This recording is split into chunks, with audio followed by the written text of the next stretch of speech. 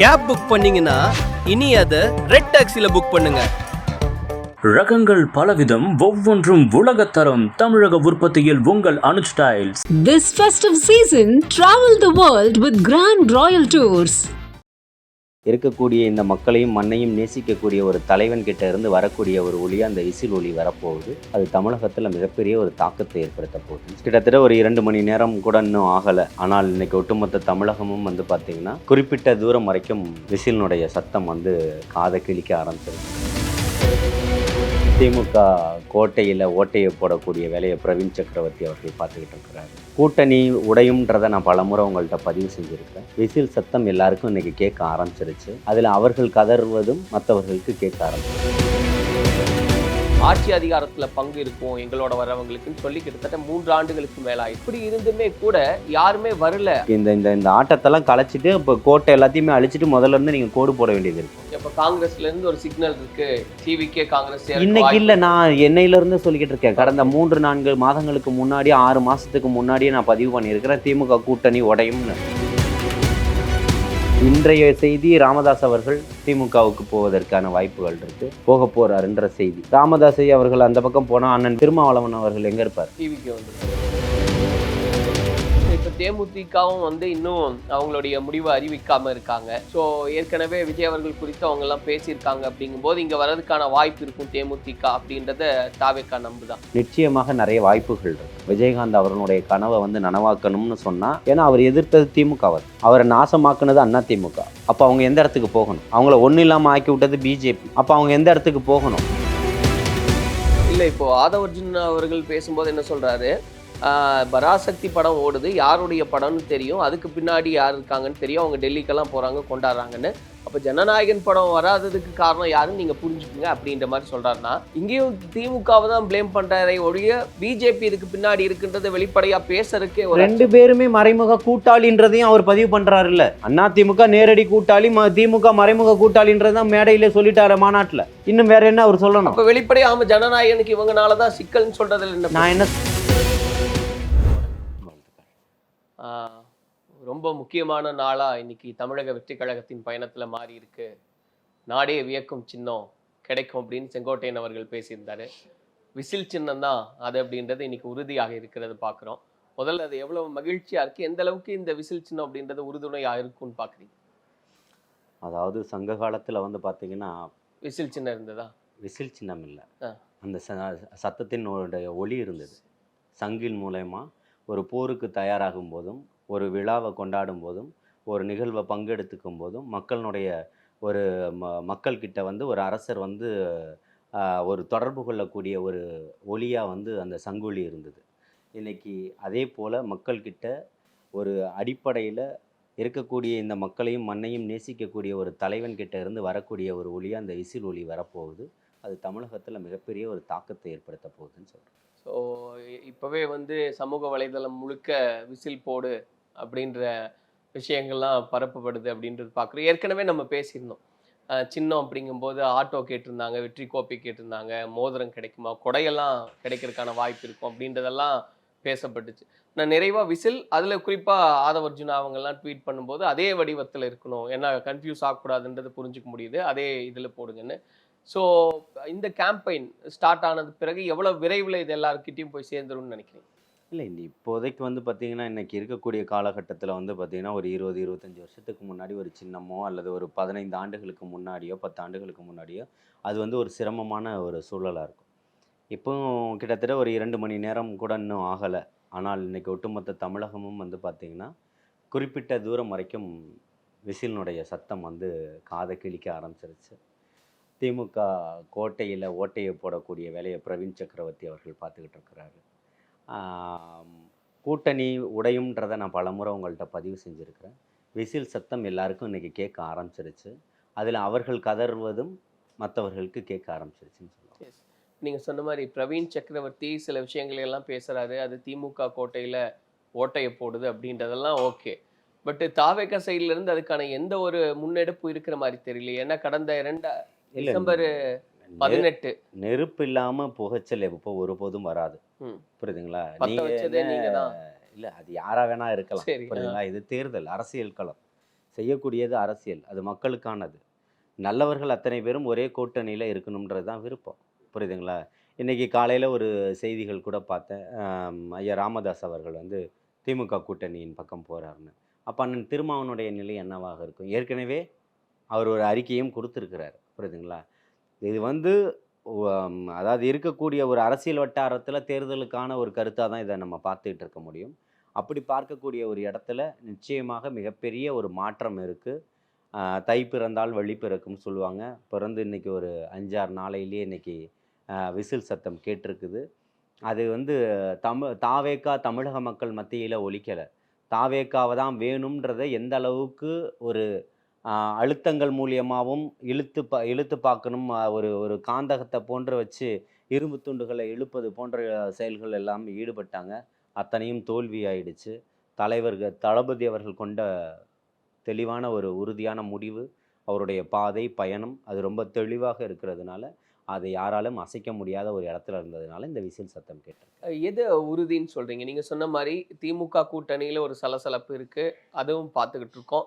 அதிமுகவில் வலிமையான கூட்டணியா ஒரு மெகா கூட்டணியா அமைப்போன்னு அவங்க சொன்னாங்க. சொன்னதன்படி நிறைய ஆக்டிவிட்டிஸ் அங்கே நடக்குது அப்படின்னு. நான் சொன்ன மாதிரி 2025 டிசம்பர் 18க்கு அப்புறமா வந்து விஜய் அவர்களுடைய அந்த பொதுமக்கள் சந்திப்போ எதுவுமே நடக்கலை. அப்படிங்கும்போது அதை தான் நடந்துட்டு இருக்கே தவிர கட்சியோ இல்லை தலைவரோ அவர் நடத்தக்கூடியது என்னவா இருக்கு? இல்லை, இன்றைக்கி வந்து பார்த்திங்கன்னா இப்போது தொடர்ச்சியான ஒரு சுற்றுப்பயணங்கள் இருக்குது. அதுக்கான இது அறிக்கைகள் ரெடி ஆகிக்கிட்டு இருக்குது. ஒரு தேர்தல் குழு, பரப்புரை குழு ஒன்று அமைச்சிருக்கிறாங்க. அந்த குழுக்கள் வந்து 15 நாட்கள் தமிழ்நாடு முழுக்க பல்வேறு பகுதிகளில் சுற்றுப்பயணம் மேற்கொள்ள இருக்கிறாங்க. இதுக்கிடையில் தலைவர் தளபதி அவர்களுடைய பிரச்சாரம், மக்கள் சந்திப்பும் இருக்குது. அந்த மாதிரி தொடர்ச்சியான கட்சியினுடைய நிகழ்வுகள் நடந்துக்கிட்டு தான் இருக்குது. நேற்று கூட கூட்டம் நடந்திருக்கு, இன்றைக்கி நடந்துக்கிட்டு இருக்கு. வரக்கூடிய 25ஆம் தேதி மகாபலிபுரத்தில் இருக்கக்கூடிய 4 பாயிண்ட்ஸில் ஒரு நிகழ்வு நடக்குது. தலைவர் அதில் கலந்துக்கிறாரு. ஆலோசனை கூட்டம் ஒன்று நடக்க இருக்குது. தொடர்ச்சியான கட்சியினுடைய கட்டமைப்புகளில் ரொம்ப உறுதியாகவும் தெளிவாகவும் இருக்குது. இல்லை, கட்டமைப்பு அப்படின்றது உள்ள ஆக்டிவிட்டீஸ் இருக்குது, ஆர்கனைசர்ஸ் பேசிக்கிட்டு இருக்காங்க, அவங்க எடுக்கிறாங்கன்றதெல்லாம் தாண்டி இப்போ ஒரு உதாரணமாக ஒரு கம்பேரிசன் கூட இல்லை, ஒரு உதாரணமாக நம்ம பேசணும்னா நாம் தமிழர் கட்சியில் ஒரு கூட்டம் நடக்குதுன்னா அதிகபட்சமாக சீமானவர்கள் தலைமையில் தான் அந்த கூட்டம் நடக்குது.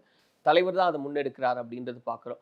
ஆனால் இங்கே நீங்கள் வந்து சொன்ன மாதிரி உள்கட்டமைப்பு வந்து கரெக்டாக இருக்குது, அவங்க அதை ப்ராசஸ் பண்ணிட்டு இருக்காங்க. அப்படிங்கும்போது தலைவருக்கான ஒரு ரோல் அப்படின்றது இருக்கு இல்லையா, அவர் முன்னெடுத்து போகிறது அப்படின்றது.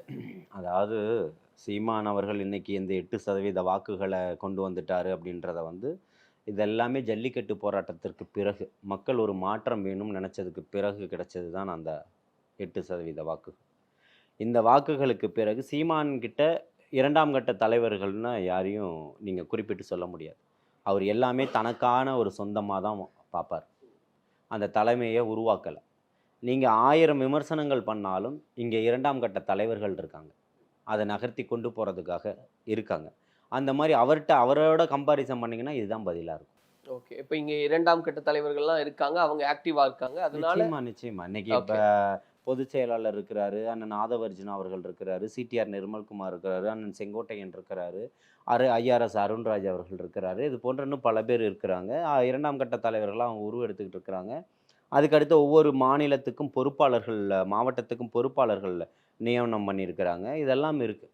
இல்லை, இதில் என்ன சிக்கலாக பார்க்குறோம் அப்படின்னா, பொது வெளியில் நிறைய பேர் பார்க்கும்போது திடீர்னு ஒரு மீட்டிங்கோ இல்லை பொதுமக்கள் சந்திப்பு அப்படின்றத நடத்தும்போது கடைசியாக ஈரோடில் நடத்தின மாதிரி ஒரு அதிர்வை உண்டாக்குறோம், பேசுகிறோம், அதெல்லாம் ஆரம்பித்து போகும்போது திடீர்னு ஒரு டிஸப்பியர் ஆகிறாரு, திடீர்னு அப்பியர் ஆகுறாரு, திடீர்னு டிஸப்பியர் ஆகிறாரு, திடீர்னு கிணத்துல போட்ட கல் மாதிரி அப்படி இருக்கு அப்படின்றது. இல்லை, அதை வந்து ஊடகங்களுடைய பார்வை வேணால் அந்த மாதிரி இருக்கலாமே தவிர்த்து அவர் எந்த இடத்துலையும் டிஸப்பாயிண்டட் ஆகலை. இல்லை, இப்போ சிபிஐ என்கொயரி நீங்கள் அதை நாங்கள் வந்து ஒரு சாட்சியமாக விசாரிக்க தான் நீங்கள் கூப்பிட்டீங்க. கூப்பிட்டதுக்கு அவர் எந்த விதத்துலையும் தவிர்க்கலை. அதுக்காக உங்களுடைய சம்மனை ஏற்றுக்கிட்டு இருக்கிறாரு, உரிய நேரத்தில் வந்து ஆஜராக இருக்கிறாரு. திரும்ப மறுதேதி இட்டு கொடுக்குறீங்க, அதுக்கும் அவர் வந்து ஆஜராகிறார். அவர் எந்த இடத்துலையும் இந்த பிரச்சனையை கடந்து வரணும்னு விருப்பப்படலை. அதில் இருக்கக்கூடிய ஒளிந்திருக்கக்கூடிய உண்மையை வெளியில் கொண்டு வரணும்னு நினைக்கிறாரு. அப்போ அவர் எதுக்காக டிஸப்பாயின்ட் ஆகணும்? அது வந்து ஒரு கேள்வியாக எழும்புது இல்லையா? அவர்தான் ஓய்வு பெற்ற உச்சநீதிமன்றத்தினுடைய ஓய்வு பெற்ற நீதிபதியினுடைய தலைமையிலான குழு வேணுன்றதை அவர் தான் தமிழக வெற்றி கழகத்தினுடைய வாயிலாக கேட்குறார். அப்போ கேட்டு தான் இது அத்தனையுமே நடக்கும்போது அவர் முழு ஒத்துழைப்பை தான் கொடுக்க முடியும். இல்லை, அதுதான் சிபிஐ விசாரணைக்கு அவர் ஆஜராகிறாரு, அது நடக்குது. இந்த பக்கம் ஜனநாயகன் படத்தில் இருக்கக்கூடிய சிக்கல் அப்படின்றது பார்க்குறோம், அதில் ஒரு ப்ராசஸ் அப்படின்றது இருக்குது. ஸோ இந்த மாதிரி ஆக்டிவிட்டீஸை ஃபோக்கஸ் பண்ணும்போது கட்சி சம்மந்தப்பட்ட ஆக்டிவிட்டீஸில் அவர் கான்சென்ட்ரேட் பண்ணுறதில்ல, 2ஆம் கட்ட தலைவர்களே பார்த்துக்குவாங்க அப்படின்றதுனால அவர் ஃபோக்கஸ் பண்ணுறது அனைத்துமே அவருடைய வழிகாட்டுதலின் பேரில் தான் எல்லாமே நடந்துக்கிட்டு இருக்கு. இப்போ இன்னும் 2 நாளில் ஒரு நிகழ்வு நடக்க இருக்குது. அதான் சொன்னேன் இல்லையா, மாமல்லபுரத்தில். அந்த நிகழ்வுக்கு அவர் வராரு, தலைவர் தளபதி அவர்கள் வராரு. அவருடைய தலைமையில் தான் நடக்குது கூட்டம். அப்படி அவர் எதையுமே கடந்து போகணுன்றது இல்லை. அவருடைய மக்களை சந்திக்கிறதுக்காகவும், மக்களுக்கு மிகப்பெரிய ஒரு மாற்றம் வேணுன்றதற்காகவும் 75 ஆண்டுகள் இந்த திராவிட கட்சிகள் மக்களை ஏமாற்றியது போதும்ன்றதையும், மக்களை காப்பாற்றணுன்ற ஒரு எண்ணத்துலையும் வந்து நிற்கக்கூடிய ஒரு மிகப்பெரிய ஒரு தலைவராக இன்னைக்கு நின்றுகிட்டு இருக்கிறாரு. அதுதான் இந்த 75 ஆண்டுகள் வரலாறை புரட்டிடுமோ, 54 ஆண்டுகள் வரலாறை புரட்டிடுமோ அப்படின்ற பயத்திலையும் அச்ச உணர்வுலையும் இன்றைக்கி யாரெல்லாம் வேணும்னு கேட்டாங்களோ அவங்களே இன்றைக்கி மாற்றி பேசக்கூடிய அளவில் இன்றைக்கோ நேற்று ஒரு டிடிவி போய் அந்த கூட்டணியில் என்டிஏல போய் சேர்ந்துருக்கிறாரு. ஆமாம், ஒரு 2 வாரத்துக்கு முன்னாடி வரைக்கும் அவர் என்ன பேசிக்கிட்டு இருந்தாருன்னு ஒட்டுமொத்த ஊடகங்களுக்குமே தெரியும், எடப்பாடி எப்படி விமர்சனம் பண்ணியிருக்காருன்னு சொல்லிட்டு. அதேமாதிரி கடந்த காலங்களில் பாஜகவை எப்படி விமர்சனம் பண்ணியிருக்கு அதிமுகன்றது தெரியும். இங்கே எதுவுமே இன்றைக்கி எல்லாமே உலகங்கள் உள்ளங்கையில் உட்காந்துக்கிட்டு இருக்கு. அப்போ மக்கள்கிட்ட இன்றைக்கி எதையுமே மறைச்சோ மாற்றியோ பேச முடியாத ஒரு கால சூழல் ஏற்பட்டிருக்கு. அந்த சூழல்களை கடந்து இவர்கள் சொன்ன இப்போ இனிமே சொல்ல போகிறத உண்மைன்னு எடுத்துக்க முடியுமா, இல்லை ஏற்கனவே இவர்கள் சொன்னதை உண்மைன்னு எடுத்துக்க முடியுமான்னு 2 கட்டமாக தான் பார்க்க வேண்டியதாக இருக்குது. இவர்கள் தேர்தலுக்காக இன்றைக்கி ஒரு வியூகங்களை அமைச்சு எல்லாருமே ஒன்று கூடுறாங்க. ஆனால் நிச்சயமாக மக்கள்கிட்ட அது எடுபடாது. இல்லை, அதையும் அவங்க கிளியர் கட்டாக சொல்கிறாங்க இல்லையா. இப்போ வந்து இந்த மாதிரி பழைய கசப்புகளை எல்லாம் மறந்து இன்றைக்கி நாங்கள் இந்த கூட்டணியில் ஒன்றுபடுறோம், நோக்கம் வந்து திமுகவை அப்புறப்படுத்தணும், அதுக்காக தான் நாங்கள் சேர்க்கிறோம்னு அது வெளிப்படையான ஒரு விஷயம். பழைய கசப்புகளை இப்போ கடந்துனும் போது எடப்பாடியார் கலந்த கால வரலாறுகளை சொல்லும்போது அவர் வந்து சொன்னார், இந்த அம்மா அவரை வந்து டிடிவியை ஒருபோதுமே ஏற்றுக்கலை, அதனால நாங்கள் ஏற்றுக்க மாட்டோம்னு. அவர் பதிலுக்கு பேட்டி கொடுத்தாரு. எடப்பாடி என்ன தான் வந்து சந்திச்சார், என்கிட்ட தான் உட்காந்து பேசிக்கிட்டு இருந்தார், நின்றுக்கிட்டு தான் இருந்தாருன்றதெல்லாம் குறிப்பிட்டார். அப்போ எந்த கசப்பு, அப்போ உங்களுக்கு தேவையான எல்லாத்தையுமே மாற்றிடுவீங்களான்னு கேட்குறேன். மக்கள் எதையுமே பார்த்துக்கிட்டு இருக்க மாட்டாங்களா? மக்களுக்கு இன்றைக்கி எல்லாமே ஒவ்வொன்றுமே தெரியும். நீங்கள் செய்யக்கூடியது அத்தனையுமே தேர்தல் ஓட்டுக்கான வேலைகள் தான் அப்படின்றத அது மக்கள் நிச்சயமாக அதுக்கான பரிசுகளை நிச்சயமாக உங்களுக்கு கொடுப்பாங்க. இப்போ இந்த கூட்டணி அப்படின்னு பேசும்போது ஏற்கனவே திமுக கூட்டணி, அதிமுக கூட்டணி அப்படின்றதெல்லாம் கடந்து மீதி இருக்கக்கூடியவர்கள்லாம் வந்து விஜய் பக்கம் வருவாங்க. ஈவன் அது காங்கிரஸாக இருக்கலாம், இல்லை டிடிவி தினகரனாக இருக்கலாம், ஓபிஎஸ் இருக்கலாம், இப்படியானவங்கெல்லாம் வந்து சேர்ந்து ஒரு கூட்டமைப்பாக உருவாக்குவாங்க, கூட்டணியாக மாறுவாங்க அப்படின்னு சொன்னதில் டிடிவி தினகரன் அவர்கள் இப்போ அதிமுகவில் போய் சேர்ந்துட்டார் அப்படின்னு பார்க்குறோம். இல்லை, குறிப்பாக விஜய் அவர்கள் வந்து ஆட்சி அதிகாரத்தில் பங்கு இருக்கும் எங்களோட வரவங்களுக்குன்னு சொல்லி கிட்டத்தட்ட 3 ஆண்டுகளுக்கு மேலே ஆயிடுச்சு. அப்படி இருந்துமே கூட யாருமே வரல அப்படிங்கும்போது அப்போ யாருமே அதை கன்சிடர் பண்ணல அப்படின்றது தான் மீனிங்கா? இல்லை, அவர்களுக்கான ஒரு அழுத்தம் இருக்குது. இன்னும் யாரும் கன்சிடர் பண்ணலைன்றதை நீங்கள் இன்னைக்கு உடனே முடிவெடுத்து சொல்லிட முடியாது இல்லையா. இன்னும் காலங்கள் இருக்குது. அதான் சொல்கிறேன், செட்டில் ஆகிட்டாங்க இல்லையா. இல்லை, இனிமே தான். அதாவது இந்த இந்த இந்த இந்த ஆட்டத்தெல்லாம் கலைச்சிட்டு இப்போ கோட்டை எல்லாத்தையுமே அழிச்சிட்டு முதல்ல இருந்து நீங்கள் கோடு போட வேண்டியது இருக்குது. புரியுதுங்களா? அது தேர்தல் கடைசி நேரத்தில் கூட ஒப்பந்தம் கையெழுத்தாகும்போது கூட கூட்டணி மாறினதெல்லாம் கடந்த கால வரலாறுகளை நம்ம பார்த்துருக்கோம். அப்படி இருக்கக்கூடிய காலகட்டத்தில் இன்றைக்கி வந்து பார்த்திங்கன்னா, இன்றைக்கி நடந்த இப்போது 2 மணி நேரத்துக்கு முன்னாடி காங்கிரஸினுடைய வியூக வகுப்பாளரான பிரவீன் சக்கரவர்த்தியினுடைய தேர்தலுக்கான விசில் சத்தம் கேட்டிருக்குன்றத அவருடைய ட்விட்டில் பார்க்க முடியுது. ஒருவர் தொடர்ச்சியாக ஒரு விஷயத்தை பதிவு பண்ணிக்கிட்டு இருக்கிறாரு அப்படின்னு சொன்னால், அது தவறான முடிவாக இருந்தால், நான் ஒரு தவறான தகவலை பதிவு பண்ணியிருந்தால் என்னுடைய தலைமை என்னை கூப்பிட்டு கண்டிச்சிருக்கணும், இல்லைனால் நான் அதுக்கு மறுப்பு தெரிவிச்சிருக்கணும். அது அத்தனைக்குமே இசைவு கொடுக்குறோம் அப்படின்னும் போது அதை அங்கே ஆதரிக்கிறாங்கன்றது தான் அர்த்தம். நீங்கள் அப்படி தான் பார்க்க முடியும் அரசியலில். ஓகே, அப்போ காங்கிரஸ்லேருந்து ஒரு சிக்னல் இருக்குது, டிவிக்கே காங்கிரஸ் இல்லை, நான் என்னையிலேருந்து சொல்லிக்கிட்டு இருக்கேன். கடந்த 3-4 மாதங்களுக்கு முன்னாடி, 6 மாதத்துக்கு முன்னாடியே நான் பதிவு பண்ணியிருக்கிறேன் திமுக கூட்டணி உடையும்னு. இன்றைய செய்தி, ராமதாஸ் அவர்கள் திமுகவுக்கு போவதற்கான வாய்ப்புகள் இருக்குது, போக போகிறாருன்ற செய்தி. ராமதாஸை அவர்கள் அந்த பக்கம் போனால் அண்ணன் திருமாவளவன் அவர்கள் எங்கே இருப்பார்? டிவிக்கே வந்துடுவார். எங்கே இருப்பார்? அதிமுக பிஜேபியோட கூட்டணியில் போயிருப்பாரா? சீமானோட கூட்டணியில்? அதான் நீங்கள் ஏற்கனவே ஒரு சாஃப்ட் கார்னர் வச்சுருக்கீங்க, அதனால டிவிக்கே வந்துடுவார். இல்லை, அவர் மீது இப்பவும் சொல்கிறோம், அண்ணன் சில விஷயங்களை பகிரங்கமாக கேட்க மாட்டாருன்ற வருத்தம் தான் இருக்குதே தவிர்த்து அவர் மீது கோபங்கள் இல்லை. அவர் இப்போ அவரை வந்து இப்போ கடைசியாக கூட இப்போ ஒரு 2-3 நாட்களுக்கு முன்னாடி கூட முன்னாள் அமைச்சர் ராசா சாதிய தலைவராக தான் அவர் கோடிட்டு காட்டுறாரே தவிர மக்கள் தலைவராக ஏற்றுக்கலை. நாங்கள் மக்கள் தலைவராக ஏற்றுக்கிட்டோம் அவரை. அதற்காக தான் உங்களுக்கான ஒரு சீட்டு இருக்குன்னுன்றத தலைவர் தளபதி அவர்கள் எல்லாருக்குமான தலைவர் அம்பேத்கர்ன்ற புத்தக வெளியீட்டு விழாவில் விகடன் விருது விழாவில் வந்து பேசினார். இல்ல இப்ப கணக்கு அப்படின்றது காங்கிரஸ் அதுல இருந்து விலகி வரும். காங்கிரஸ், டிவிகே, நீங்க சொன்ன மாதிரி ராமதாஸ் அவர்கள் அங்க டிஎம்கே பக்கம் போனாங்கன்னா இவர் திருமாவளவன் அவர்கள் இங்க வருவாரு. இது வலுப்பெற்ற ஒரு கூட்டணியா மாறும். இவங்க வந்ததுக்கு அப்புறம் தான் கூட்டணியே உடையும். அதுக்கப்புறம் தான் இன்னும் கேம் சேஞ்சஸ் எல்லாமே இருக்கு. அதுக்கப்புறம் தான் அரசியல் விளையாட்டுகள் ஆரம்பமாகும். அப்புறம் நிறைய விஷயங்கள் இருக்கு. அதுல நீங்க ரொம்ப ஷார்ட் டைமா இருக்கு இல்லையா? இல்ல நீ அதாவது அவர்களுக்கான சின்னங்கள்னு ஒன்று இருக்கு. அண்ணன் திருமானனுக்காக இருந்தாலும் சரி, காங்கிரஸ்க்காக இருந்தாலும் சரி, இன்னைக்கு தமிழக வெற்றி கழகத்துக்காக இருந்தாலும் சரி, எல்லாருக்குமான ஒரு சின்னங்கள் இருக்கும். நீங்கள் ஒப்பந்தத்தை தான் போட்டுக்க போகிறீங்க, தொகுதிகளை தான் பங்கீடுகள் செய்ய போகிறீங்களே தவிர்த்து இதில் ஒன்றும் பெரிய ஒரு விஷயம் கிடையாது. இன்றைக்கி தலைவர் தளபதி அவர்கள் ஒரு ட்விட்டரில் ஒரு அறிக்கை போட்டாலும் அது ஒட்டுமொத்தமாக விடுவதற்குள்ளே தமிழ்நாடு மூலை முடுக்கும் போய் சேர்ந்துருது. அந்த மாதிரி தான் இருக்குதே தவிர்த்து அதை கொண்டு போய் சேர்க்கறதுக்கும் தொண்டர்கள் இன்றைக்கி தயாராக இருக்கிறாங்க. இன்றைக்கி இப்போ இந்த 2 மணி நேரத்திலேயே தமிழ்நாடு முழுக்க இன்றைக்கி ஆரவாரமாக தான் இருந்துக்கிட்டு இருக்கு. அப்படி கொண்டு போய் சேர்ப்பதற்கான தொண்டர் படை பலம் அத்தனையுமே இங்கே இருக்குது. இன்றைக்கி எல்லாத்துலேயுமே அந்த மாதிரி வரக்கூடிய கட்சிகளுக்குமே இருக்குது. அப்போ அதை தொகுதி தான் பங்கீடாகுமே தவிர்த்து கூட்டணி ஒன்று அமையும் போது வேற ஒன்றும் பெரிய விஷயங்கள் இங்கே வந்து பெருசாக கொண்டு போய் சேர்க்க வேண்டிய அவசியம் இல்லை. ஸோ இப்போ தேமுதிகவும் வந்து இன்னும் அவங்களுடைய முடிவை அறிவிக்காமல் இருக்காங்க. ஸோ ஏற்கனவே விஜய் அவர்கள் குறித்து அவங்கெல்லாம் பேசியிருக்காங்க. அப்படிங்கும்போது இங்கே வர்றதுக்கான வாய்ப்பு இருக்கும் தேமுதிக அப்படின்றத தாவேக்கா நம்புதா? இல்லை நாம் தாவேக்கா நம்புதோ இல்லையோ, ஒரு அரசியல் பார்வையாளனா அரசியல் களத்தில் 25 ஆண்டுகள் இருப்பதனாலையும் சொல்கிறேன், நிச்சயமாக நிறைய வாய்ப்புகள் இருக்குது. புரியுதுங்களா? இந்த இடத்த வந்து நம்ம பூர்த்தி செய்யணும் அப்படின்னா அவங்க வந்து தேமுதிகனுடைய தலைவர் விஜயகாந்த் அவர்களுடைய கனவை வந்து நனவாக்கணும்னு சொன்னால், ஏன்னா அவர் எதிர்த்தது திமுகவை தான், அவரை நாசமாக்குனது அண்ணா திமுக. அப்போ அவங்க எந்த இடத்துக்கு போகணும்?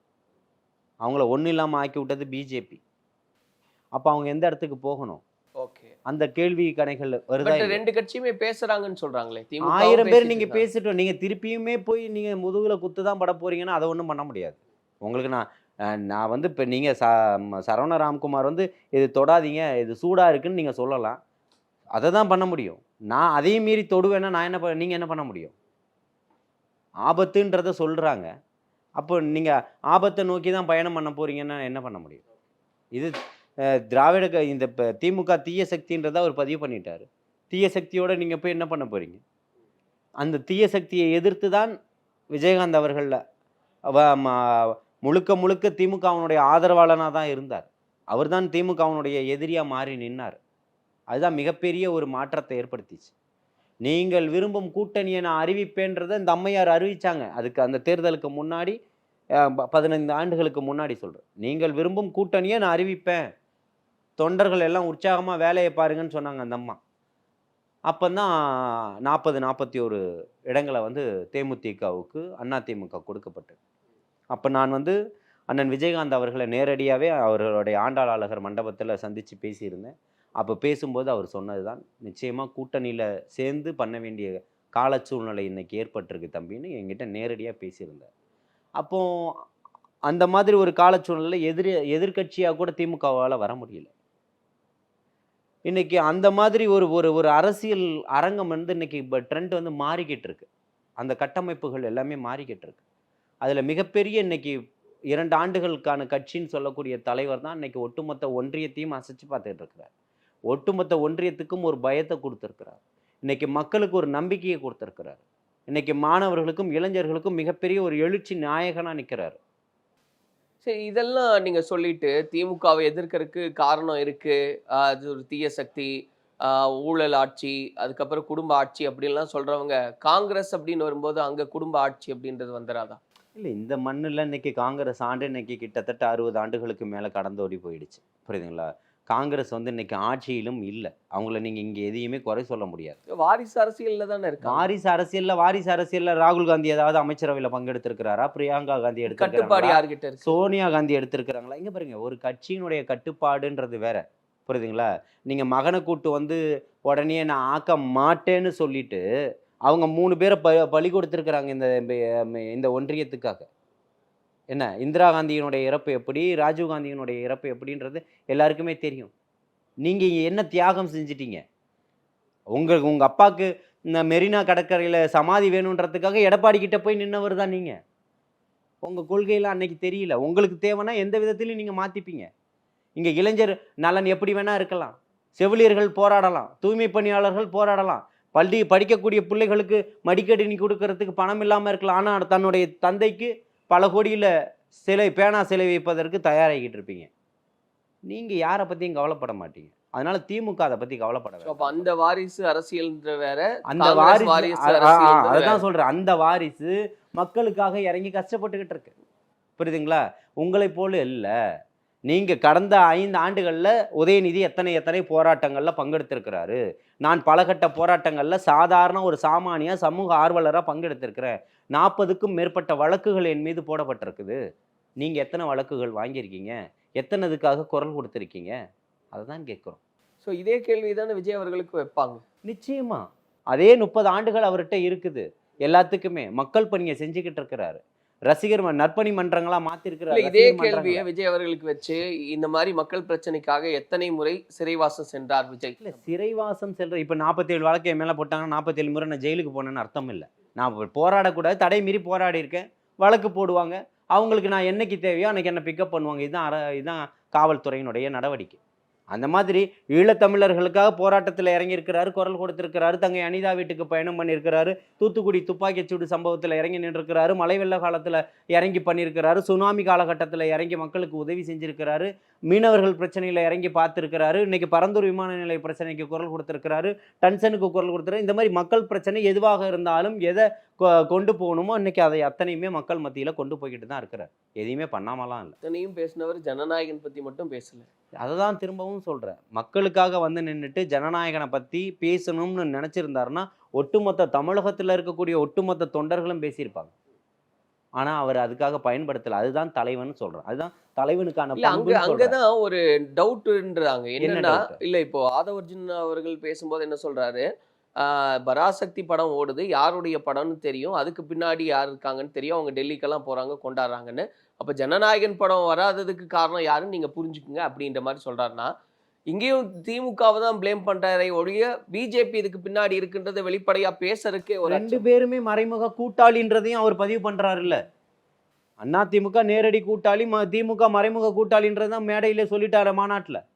இன்னும் வேற என்ன அவர் சொல்லணும்? அப்ப வெளிப்படையா ஆமா ஜனநாயகனுக்கு இவங்கனாலதான் சிக்கல்னு சொல்றதுல என்ன? நான் என்ன சொல்றேன், இப்போ நீங்க என்ன சொல்றீங்க, அவன் ஒரு பொருளை திருடிட்டு போனா ஊர் மக்கள் சேர்ந்து பிடிச்சிட்டாங்க. நீங்க என்ன சொல்றீங்க, இவன் தான் பிடிச்சிட்டான்னு நான் சொல்றேன். நீங்க அவன் திருடன்னு சொல்றீங்க. 2 ஒன்று தான் சொல்றேன். ஸோ அதை சொல்லாம சொல்லிட்டாங்க. இன்னைக்கு இப்போ காரணம் என்ன யாருக்குமே தெரியாதா? இன்னைக்கு இப்போ ஒரு 10வது படிக்கக்கூடிய பையனை கூப்பிட்டு இதுக்கான காரணம் விளக்கம் கேட்டீங்கன்னா சொல்லிடுவான். உங்களை வந்து குறை சொல்லிக்கிட்டு இருக்கணும்ன்றதெல்லாம் இல்லை. இன்னைக்கு மக்கள் அத்தனையும் பார்த்துக்கிட்டு இருக்கிறாங்க. நீங்கள் ஒரு படத்தை கொண்டு வந்து உங்கள் கம்பெனி தயாரித்த படத்தை இன்றைக்கி வந்து இந்திய எதிர்ப்புக்கு கம்ப்ளீட்டாக உங்கள் கூட்டணியில் இருக்கக்கூடிய காங்கிரஸுக்கு எதிராக ஒரு படத்தை எடுத்து நீங்கள் போட்டுட்டீங்கன்னு நீங்கள் போட்டிருக்கீங்க. இது எதுக்காக? காங்கிரஸை வெளியில் அனுப்புறதுக்கான ஒரு சிக்னலா? பாஜக மையப்படுத்தி தான் பேசுகிறாங்க. பாஜகவை என்ன படுத்தி பேசியிருக்கீங்க? பாஜகவுக்கு அது குளிர்ச்சி ஊட்டி இருக்கு. இல்லை, பராசக்தி படத்தோட நோக்கம் என்ன? இந்த மாதிரி எல்லாம் செய்வாங்க, நம்ம ஜாக்கிரதையா இருக்கணும், தமிழ்நாட்டை நம்ம வந்து பாதுகாக்கணும். அப்போ அமரன் படத்தில் என்ன குறிப்பிட வரீங்க? அவன் அங்கே போராளி. நீங்கள் எப்படி இங்கே சுதந்திர போராட்டத்துக்காக நேதாஜி சுபாஷ் சந்திர போஸை நீங்கள் வந்து இப்போ தீவிரவாதின்னு சொல்லுவீங்களா? எப்படி சொல்ல முடியும்? அப்போ அவனுடைய மண்ணில் அவனுக்காக அவன் ஆயுதம் ஏந்தி போராடக்கூடியவனை நீங்கள் எப்படி தீவிரவாதின்னு சொல்ல முடியும்? அது நல்ல ஒரு படம்ன்றத கருத்தை நீங்கள் முதல்வர் எப்படி பதிவிட முடியும்? தொடர்ச்சியாக இஸ்லாமிய சமூகத்தினுடைய தலைவர்கள் அத்தனை பேரையும் முதுகுக்கு பின்னாடி வச்சுக்கிட்டு கொஞ்சம் கூட பாரபட்சமே இல்லாமல் அப்படி ஒரு படத்தை எடுத்து தயார் செஞ்சு வெளியிட்டீங்களே. அப்போ உங்களுடைய நோக்கம் எப்படிப்பட்டதாக இருக்குது? இங்கே நிறைய விஷயம் இருக்குது. கருத்தியெல்லாம் போனோன்னா இன்னும் அதையெல்லாம் தாண்டி நம்ம உள்ளே போய்கிட்டே இருக்கணும். புரியுதுங்களா? இப்போ செங்கோட்டையன் அவர்கள் பேசியிருக்கக்கூடிய விஷயம் அப்படின்றது 2011 ஜெயலலிதா அவர்கள் ஜெயிக்கிறதுக்கு முன்னாடி 3 இடங்கள்ல தான் அவங்க பிரச்சாரத்தை செஞ்சுருந்தாங்க. அந்த 3 இடங்கள்ல பேசி அவங்க ஒரு வெற்றி பெற்றாங்க அப்படின்னு ஒரு கம்பேரிசன் பேசுகிறாரு. ஏற்கனவே எம்ஜிஆர் அப்படின்ற ஒரு ஐகானோட பேசிக்கிட்டே இருக்கீங்க, விஜய் எம்ஜிஆர் அப்படின்றது. இப்போ ஜெயலலிதா அவர்கள் போல ஜெயிப்பாங்க அப்படிங்கும்போது எல்லாரோடையும் ஒரு ஒப்பீட்டு நிலைக்கு விஜய் வச்சு பார்க்குறதே தாவைக்காவுடைய வேலையா இருக்கா? இல்லை, எல்லாரோட ஒப்பீட்டு நிலைன்றது இல்லை. இன்னைக்கு ஒட்டுமொத்த அரசியல் விமர்சகர்களுடைய, அரசியல் ஆய்வாளர்களுடைய கருத்துக்கள் வந்து இன்னைக்கு எம்ஜிஆர் அவர்களுக்கு இருந்த செல்வாக்கை விட, விஜயகாந்த் அவர்களுக்கு இருந்த செல்வாக்கை விட இன்னைக்கு அதிகமான ஒரு கூட்டம். அதாவது அன்னைக்கு எம்ஜிஆர் அவர்களுடைய பாப்புலேஷன் அந்த டைமில் வேற, புரியுதுங்களா? இன்னைக்கு இருக்கக்கூடிய பாப்புலேஷன் வேற. அதை தான் நம்ம அப்படி தான் பார்த்துக்கணும். விஜயகாந்த் அவர்களுக்கு வந்த கூட்டத்தை விட மிஞ்சிய ஒரு கூட்டமும் ஆதரவும் அவருக்கு இருக்குது அப்படின்றத இன்னைக்கு எல்லாராலும் பேசப்படக்கூடிய ஒரு கருத்துக்களாக இருக்குது, அவர்களுடைய பார்வையாக இருக்குது. அப்படிப்பட்ட இடத்துல இன்னைக்கு இதை வந்து நீங்கள் ஒரு கருத்தாக எடுத்துப்பீங்களா, இதை எடுத்துப்பீங்களா? ஒவ்வொரு தலைவர்களும் அந்த தமிழ்நாட்டை, நான் அந்த அம்மா ஒரு 5 முறை முதல்வராக இருந்திருக்கிறாங்க.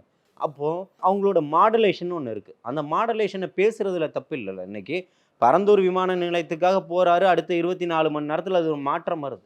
வேங்கை வயல் பிரச்சனைக்காக குரல் கொடுக்குறாரு, நான் போக போகிறேன்றத அறிக்கை கொடுக்குறா, அடுத்த 24 மணி நேரத்தில் கைது செஞ்சுட்டாங்க அவங்களன்றதை குறிப்பிடுறீங்க. அண்ணா பல்கலைக்கழக மாணவியினுடைய பிரச்சனையை பேசுகிறாரு, அதற்காக ஒருத்தனை உடனே நம்ம கைது பண்ணிட்டோம், அவர் தான் குற்றவாளி, அவர் தனிப்பட்ட முறையில் தான் எல்லா அறிக்கையும் தாக்கல் பண்ணிட்டீங்க. யார் விக்டிமோ அவங்களுடைய முகவரியை வரைக்கும் நீங்கள் வந்து இணையத்தில் விட்டுட்டீங்க. என்னெல்லாம் செய்யக்கூடாதோ அதெல்லாம் சேர்த்து செஞ்சிட்டீங்க. அந்த மாதிரி உங்களுடைய பரபரப்பில், உங்களுடைய அவசரத்தில் அண்டாக்குள்ளே கைவிட்டால் கூட போகாதுன்னு சொல்லுவாங்க பாரு, அந்த மாதிரி என்ன பண்ணுறதுன்ற ஒரு சூழலை நீங்கள் வந்து சூழல்லேருந்து தவறிட்டீங்க. அந்த பாதுகாக்கக்கூடிய விஷயங்களை எல்லாத்தையுமே விட்டுட்டீங்க. அந்த மாதிரி தான் நீங்கள் பண்ணக்கூடிய விஷயங்கள். இன்றைக்கி இந்த அம்மா ஒரு இடத்துல பேசுனாங்க, 3 இடத்துல பேசுனாங்க, ஒட்டுமொத்த 234 தொகுதிகளும் அது எதிரொலிக்குது, அது மிகப்பெரிய ஒரு வாக்குகளை கொண்டு வருது அப்படின்றது அந்த காலகட்டத்தில் இருந்தது போன்று இங்கே மிகப்பெரிய ஒரு மாற்றம் வரும். அதாவது இன்னைக்கு அந்த அம்மாவே ஒரு பிரச்சாரம் பண்ணக்கூடிய ஒரு மாநாடை ஏற்படுத்தியிருந்தால் கூட யாரும் ஒரு வாரமாக போய் அந்த மாநாட்டு பந்தலை ஒருத்தரும் பார்த்துருக்க மாட்டாங்க. கலைஞர் கருணாநிதி அவர்கள் போட்டதாக இருந்தாலும் சரி, அண்ணா அவர்கள் போட்ட காலத்தில் இருந்தாலும் சரி, யாரும் மாநாட்டு பந்தலை குடும்பமாக ஒரு வாரமாக போய் பார்த்ததனுடைய வரலாறுகள் இல்லை. இன்றைக்கி தமிழகத்தினுடைய வரலாற்றை மாற்றிருக்கக்கூடிய ஒரே தலைவர் இவராக மட்டும்தான் இருக்கிறார். இன்றைக்கி போகக்கூடிய எந்தெந்த ஊர்லலாம் மாநாடுகள் நடக்குதோ அத்தனை மாநாடுகளுக்கும் ஒரு வாரமாக கூட்டமாக வந்து குடும்பத்தோடு வந்து உட்காந்துக்கிட்டு இருக்கக்கூடியதெல்லாம் பார்க்க முடியுது. கடைசியாக நடந்த மதுரை மாநாட்டில் எனக்கு தெரிஞ்சு 2 நாளைக்கு முன்னாடி ஒரு குடும்பம் வந்து உட்கார்ந்துருக்கு, வர முடியாது, அதனால நாங்கள் வந்திருக்கோம். அது இதுதான் அவர்களுடைய உணர்வுகளை வெளிப்படுத்தக்கூடிய ஒரு விஷயம். அவங்க குடும்பத்தோடு வந்திருக்கிறாங்க. அப்படி தான் அதை பார்க்க முடியும், எடுக்க முடியும். இந்த செய்திகள் தான் அங்கே எதிரொலிக்கும். நீங்கள் என்ன தான் போயிட்டு நீங்கள் இது போகிறதுக்கு நீங்கள் வந்து ஒரு கூட்டம் நடத்துவதற்கு வந்து தேர்தல் வழிகாட்டு, அதாவது என்னது அந்த இதுக்கு போடுறாங்க இல்லையா, நீதிமன்றத்துக்கு போயிருக்கிறாங்க. அந்த எஸ்ஓபி போடுறதுக்கு வந்து பாதுகாப்புக்கான ஒரு இதை பண்ணிக்கிட்டு இருக்கோன்னு சொல்லிட்டு அது எதுக்குமே பர்மிஷன் கொடுக்காம அப்பாவுக்கும் மகனுக்கும் மட்டும் எப்படி ரோட் ஷோ நடத்துறதுக்கு பர்மிஷன் கொடுக்கப்படுது? இதெல்லாம் ஒரு இந்த இந்த இந்த விதிவிலக்குக்கெல்லாம் அப்பாற்பட்டவர்கள் அவர்கள், இந்த சட்டத்துக்கெல்லாம் இதானவர்கள், அவங்க புறம்பானவர்கள் அவர்கள். அப்போது இந்த நாட்டினுடைய முதல்வர் அப்படியெல்லாம் கணக்கில் கொள்ள முடியாதா? அவர்களுக்குன்னு தனி சட்டம் இருக்கா? ஸோ அதனால இல்லை, அதனாலனா அவர்களுக்கு தேவையானது உடனே இங்கே நடக்குது, அவர்களால் பண்ண முடியுது. நீங்கள் எந்த 1 மாதத்துக்கு முன்னாடி எங்கே நீங்கள் கொடுத்தீங்க? காவல்துறையில் அனுமதி வாங்கினீங்களா நீங்கள்? அப்போ உங்களுக்கு ஒரு கதவு எப்படி எப்பவுமே திறந்து வைக்கக்கூடியது. நீங்கள் அடுத்தவர்களை வந்து நீங்கள் அடக்கி பார்க்க, உங்களுக்கு அந்த அழுத்தம் இருக்கு அப்படின்றீங்க, எங்களுக்கு பர்மிஷன் தர மாட்டேங்கிறாங்க அப்படின்னா சட்ட போராட்டம் நடத்தியாவது மக்கள் சந்திப்பு நடத்தணுன்றது தான். அதுக்கான வேலைகள் எல்லாம் போயாச்சு ஆல்ரெடி. நீங்கள் வந்து பார்த்தீங்கன்னா கரூரில் நடந்த பிரச்சனையில் அப்போவே அது எல்லாத்தையுமே தெளிவுபடுத்தியாச்சு. அப்போது நீதிமன்றமும் சொல்லுது 15 நாட்களுக்கு முன்னாடி அவர்களுக்கு அனுமதி கொடுக்கணும் அப்படின்னு சொல்லிட்டு. ஏன் சொல்லுது? அப்போ நீங்கள் தரலை. தமிழகத்தில் எழுதப்படாத சட்டமாக இருக்குது. இப்போ நான் இப்போ இந்த வாரம் ஒரு போராட்டத்தை நான் அறிவிக்கிறேன் அப்படின்னு சொன்னால் உடனே கொடுத்துருமா? நாளைக்குன்னா இன்னைக்கு சாயந்தரம் அனுமதி தரும், உங்களுக்கு நீங்கள் போராடிக்கிறதுக்கு நாங்கள் அனுமதி தரோம். அப்படி இல்லை, ஃபோன் வரும், நீங்கள் போராட்டம் பண்ணிக்கலாம். போராட்டத்துக்கு 1 மணி நேரத்துக்கு முன்னாடி இன்னொரு ஃபோனும் வரும், போராடுறதுக்கு அனுமதி இல்லைன்னு. அதுக்கப்புறம் நாங்கள் எங்கே வேணால் உட்காருவோம். நீங்கள் அனுமதித்தால் அனுமதித்த இடத்துல நாங்கள் போராட்டம் பண்ணுவோம். நீங்கள் அனுமதி தரலைன்னா தமிழ்நாடு முழுக்க எந்த இடத்துல வேணால் உட்காருவோம். ஒரு பெரிய கூட்டமாக போய் உட்கார்றது தான் அவங்களுக்கு வந்து ஒரு அரசியல் கட்சி அழுத்தம் கொடுப்பதோ ஒரு கூட்டத்தை நடத்துவதோ உளவுத்துறைக்கு வந்து பெரிய பாதிப்பை ஏற்படுத்துகிறார். என்னை போன்ற சமூக ஆர்வலர் 4 பேர் போய் நின்று மறியல் பண்ணுறாங்களா, அதுதான் மிகப்பெரிய ஒரு அழுத்தத்தை ஏற்படுத்தும், அதுதான் மிகப்பெரிய ஒரு பாதிப்பை ஏற்படுத்தும். அந்த 4 பேருக்கு 40 பேர் வந்து நிற்பாங்க. இதுதான் இங்கே வந்து சட்டமாக இருக்குது. நீங்கள் நடத்திக்கணும்னு சொன்னால் காவல்துறைக்கும் எங்களுக்கும் ஒரு தொடர்பு இருக்குது. அப்போ நாங்கள் எங்களுக்கு அவசரமாக தேவை, இன்றைக்கி இந்த ஒரு விஷயம் இருக்குது, நாங்கள் போராட்டம் பண்ணி, சரி நீங்கள் இந்த நேரம் இல்லை, இந்த நேரம் நடத்திக்கங்க, 1 மணி நேரம் நடத்திக்கங்க, அதுக்கு என்ன எழுத்துப்பூர்வமாக அந்த நேரத்தில் கொடுப்போம், அவ்வளோதான். இல்லைன்னா சொல்லிவிடுவாங்க, இல்லை லெட்டர் வேண்டாம், வழக்கு போட்டுக்கிறோம், தாராளமாக போட்டுக்கோங்க. ஓகே, இப்படி தான் இருக்குது நிலை அப்படின்றீங்க, அது புரிஞ்சுக்கிறேன். நிறைவா இப்போ 25ஆம் தேதி விஜய் அவர்கள் வந்து சந்திக்கிறாரு நிர்வாகிகளை அப்படின்னா 26ஆம் தேதியிலிருந்து அந்த பயணம் தொடங்கும் அப்படின்றதையும் அறிவிச்சிருக்காங்க. இல்லை, பயணங்கள் வந்து எத்தனாம் தேதியிலிருந்துன்றது ஏற்கனவே தேதி குறிப்பிட்டு கட்டமைக்கப்பட்டுருச்சு. இவர் தலைவர் தளபதி அவர்களுடைய ஆலோசனைக்கு பிறகு அது நடக்கணுன்றதும் ஏற்கனவே அது ஷெட்யூலில் வந்துருச்சு. இல்லை, அந்த இடத்துல தான் நான் நிறைவாக கேட்க விரும்புறது, விஜய் அவர்கள் ஒரு கூட்டத்துக்கு வரார் அப்படின்னா அங்கே எப்படி இருக்கும் அப்படின்றது புரிஞ்சுக்க முடியுது.